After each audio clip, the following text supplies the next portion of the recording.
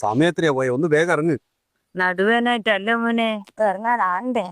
ഒരു കാര്യം ഞാൻ പറയാ, അടുത്ത പ്രാവശ്യം പോകുമ്പോ എന്നെ വിളിക്കണ്ടേ. ബിന്ദു പ്രകാശൻ ആരെയാന്ന് വെച്ചാൽ വിളിച്ച. എത്രയുടെ പൈസ? സമാധാനായല്ലോ. ബസ്സിനൊന്നും വന്നാ പോരെ. എത്ര ബസ് വരുന്നുണ്ട്? വയസ്സാകുമ്പോൾ കുറച്ച് വേദനയെല്ലാം ഉണ്ടാവും. എന്തെങ്കിലും വരുന്നു തോന്നുമ്പോഴത്തേക്ക് അപ്പാട് ഡോക്ടറെ പോയിട്ട് കാണണം, കുറെ ചെക്കപ്പും ചെയ്യണം. എന്നാൽ നിങ്ങൾക്കെല്ലാം സമാധാനമാവും. എന്റെ പൈസ ഒന്നുമില്ല അവിടുത്തെ.